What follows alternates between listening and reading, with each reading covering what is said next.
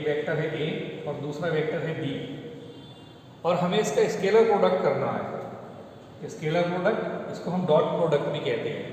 अब अगर ये दो वेक्टर्स हमारे पास एक दूसरे के लंबवत हैं, 90 डिग्री का कोण बना रहे हैं, तो ए डॉट बी ये बराबर होता है ए बी कॉस थीटा के।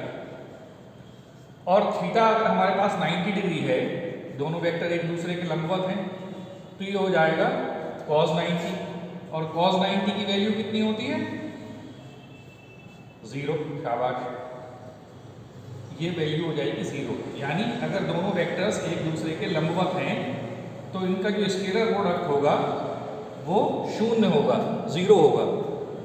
ठीक इसी तरह से अगर दो वेक्टर्स एक दूसरे के लंबवत हैं, एक दूसरे के लंबवत, सॉरी एक दूसरे के पैरेलल, तो जब पैरेलल हैं तो इनके बीच में कोई कोण नहीं बनता है, यानी थीटा की वैल्यू 0 डिग्री होगी।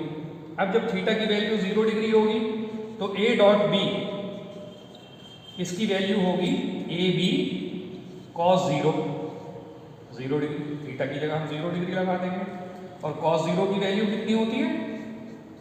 1। तो इसका मान हो जाएगा ए बी के बराबर। यानी अगर हम दो वेक्टरों का स्केलर प्रोडक्ट करें और दोनों वेक्टर्स एक दूसरे के पैरेलल हों, समांतर हों, तो उनका एंगल उनके बीच 0 डिग्री होगा, और इन दोनों का जो स्केलर गुणन होगा वो उनके मैग्नीट्यूड के गुणनफल के बराबर होगा, उनके परिमाणों के गुणनफल के बराबर होगा। तो ये इसके दो लॉज हैं, ये दोनों ध्यान रखिए। एक नंबर में क्वेश्चन पूछा जाए तो इसको आप कर देंगे। ठीक।